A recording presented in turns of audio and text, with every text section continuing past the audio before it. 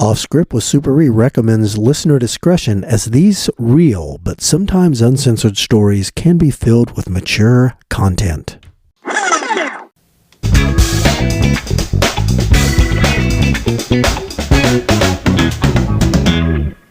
Hey everybody, this is A-Train, and this is Off Script with Super E. And here's the star of our show, Super E. What's up, everybody? How we doing? How are you? Everything all right? Not doing bad. It's hanging in there in the hot weather, getting used to it. Got to deal with it. That's right. That's right. Have you thought about another entertaining story to tell us?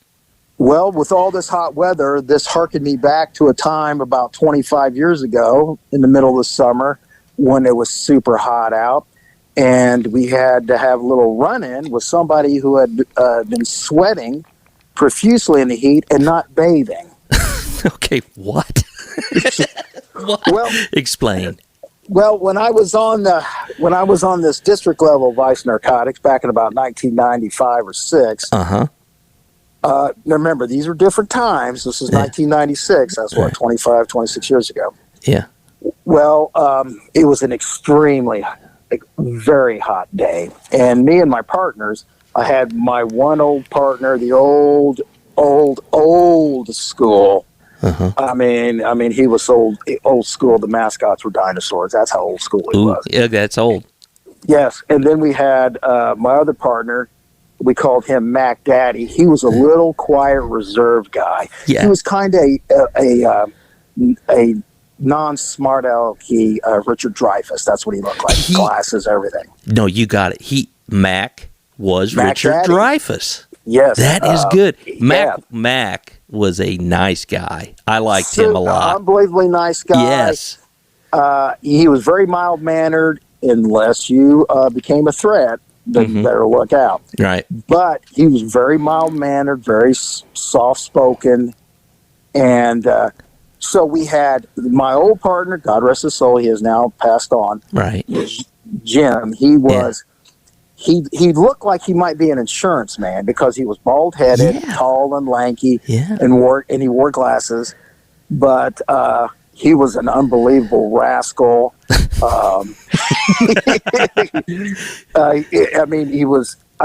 just the way it was. He had a very good sense of humor. Yes. He did not take any shit off anybody. No. And he just whatever was on his brain came out of his mouth.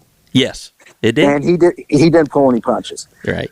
And so we were driving around. It was like, I don't know, 4:00 in the afternoon, and it was hot out. Sun was blazing down. Okay. And Jim was driving, and Mac Daddy was in the front seat. I'm sitting in the back, and we're trying to do an investigation of something, but there was just nothing going on that day. We didn't have anything going on. Okay. But we wanted to do something. We wanted, to help out, get some type of arrest because, you have a performance standard you got to meet. Right. And, that's what we're trying to do. We're trying to go out and, help the public. And there's the Super E standard that you have to live up to. Don't forget about that. Yeah, exactly. Yeah. So Jim would always listen to we had 2 radio channels. One was Channel 2 for investigations, and Channel 1 was the uniform guys. Yeah. And Jim would drive and listen to that.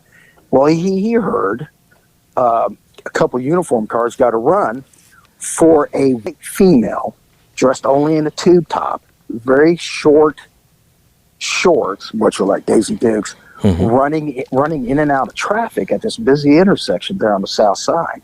Okay. And this is where kind of like the rednecks lived.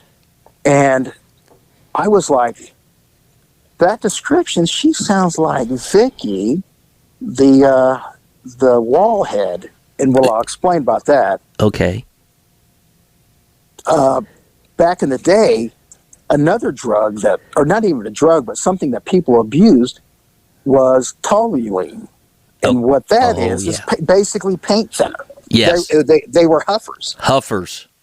Yes. And what they would do, they would soak rags basically with this paint thinner, and you don't sniff it in your nose, you breathe it into your mouth.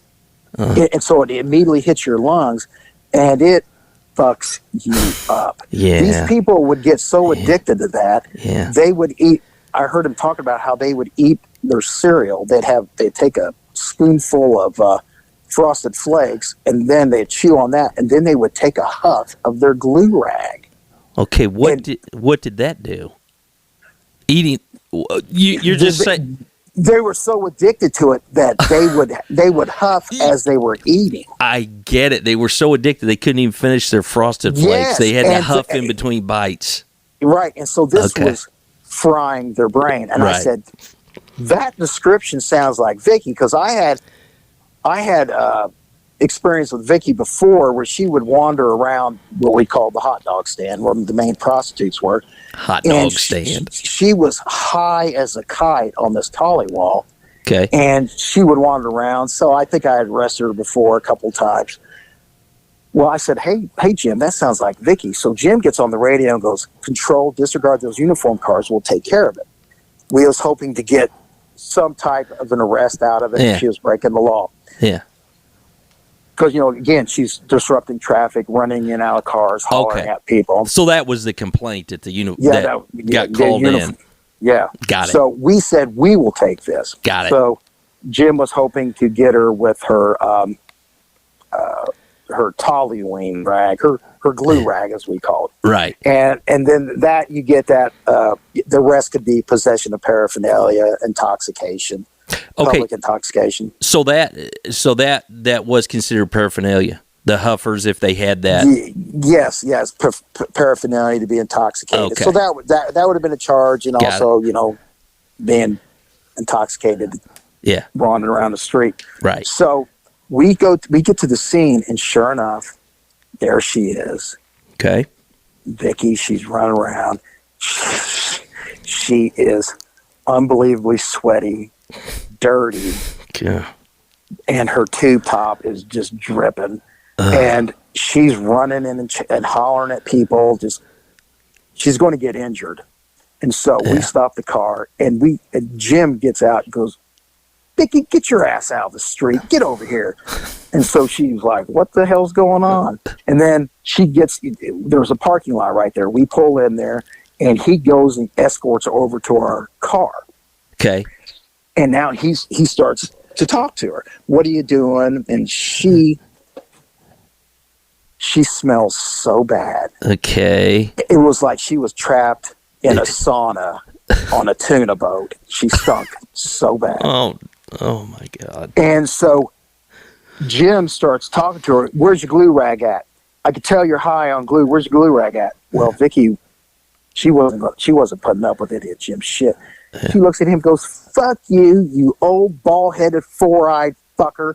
I don't have to talk to you, you bug-eyed son of a bitch. And I'm like, damn. Vicki. And then poor Mac Daddy, he's standing there not saying a word, not saying anything. And then she turns her wrath on poor Mac Daddy, look at him like lasers come out of her eyes. And she goes, and you pudgy little son of a bitch, I bet you let this old bald-head, four-eyed fuck you right in the ass. What'd Mac do? He did nothing. And Mick looked at me and goes, I haven't said a word to her. And then she looks at me and she goes, hi, Ernie, how you doing? I said, I'm doing good, Vicki. She goes, how's your family? I said, they're doing good. I go, Vicki, how are you doing?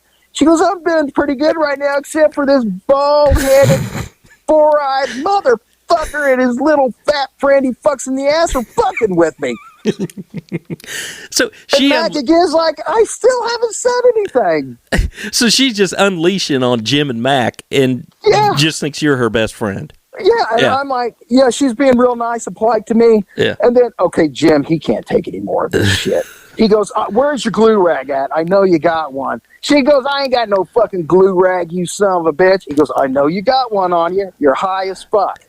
And then he goes, give me the glue rag.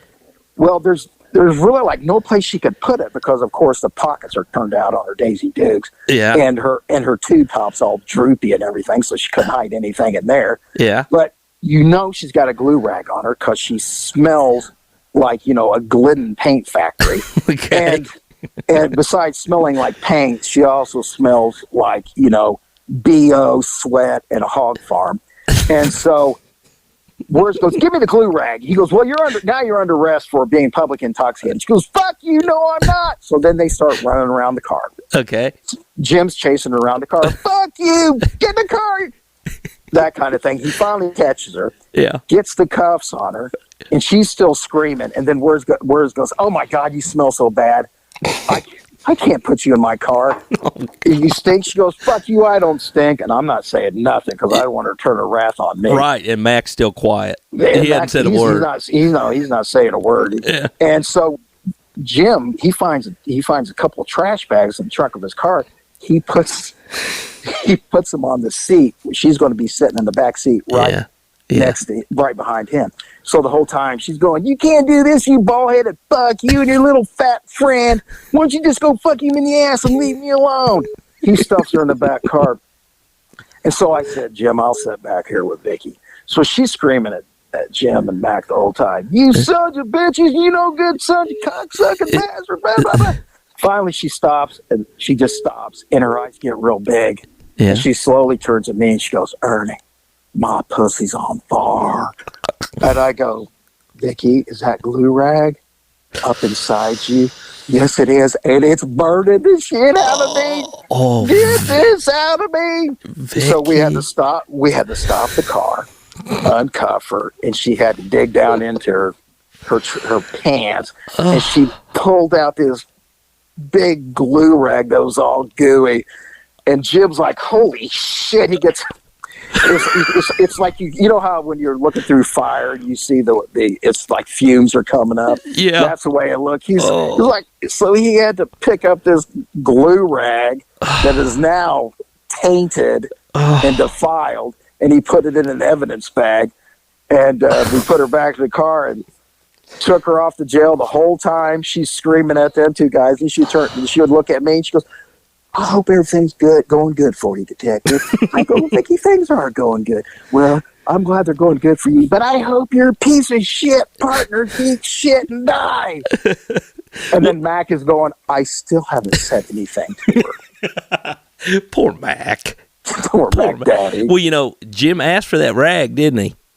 I mean, yeah, he knew it was there. That's the way Jim was. He was a pit bull. He knew when somebody was fucked up and if they had dope on them. Well, he asked for it and he got it. Oh. Exactly, and that was just, again, we're out there trying to do our job. Yeah. She was a danger to herself, running in and out of traffic because she was so high on that toluene that her brain was just fried. Yeah, I mean, she was going to get hit by a car. She was going to exactly. Yeah, so. You guys might have did her a favor that day, huh? I think we did her a big favor, but Jim had to fumigate his car afterwards. Oh, my God. Yes. Yeah, I can imagine that that toluene rag was uncomfortable for poor Vicki. Yes. Poor Vicki. Yes, Vicki was on fire. Oh, my God. Well, that's just an example of, I mean, that's kind of a mundane thing. There's a person in traffic, blah, blah, blah, but you guys went out there, you did your thing, you got her out of the street, you got Vicki off the street because she was going to get hurt. So, and also it was extremely entertaining to watch her completely insult my partners. Absolutely. And then treat you like a king. Yeah, with her colorful language. And then again, how are you doing? I hope your family's okay. Oh, detective. Yes. And Mac's just sitting there. I didn't say anything to her. Yeah, Mac didn't do anything. He was as calm and just the nicest guy in the world, always professional. Yes. And he got his ass chewed. Right. Well, that kind of goes with the territory, doesn't it? Yeah. Yeah. Yeah, because people don't want to go to jail, and when they're high, they can't control themselves. Yes. And they either run or they sit there and scream at you and call your name. Yep, exactly. So. Yep. Okay, well, that was really, that was a good little entertaining snippet there, Super E. No problem. Yeah. Okay. Well, we're going to, go ahead and close this one out, and we'll call that a little short one. Thanks for that, and we're going to come back with another one. Sound good? Sounds good. All right. See ya. See you, everybody.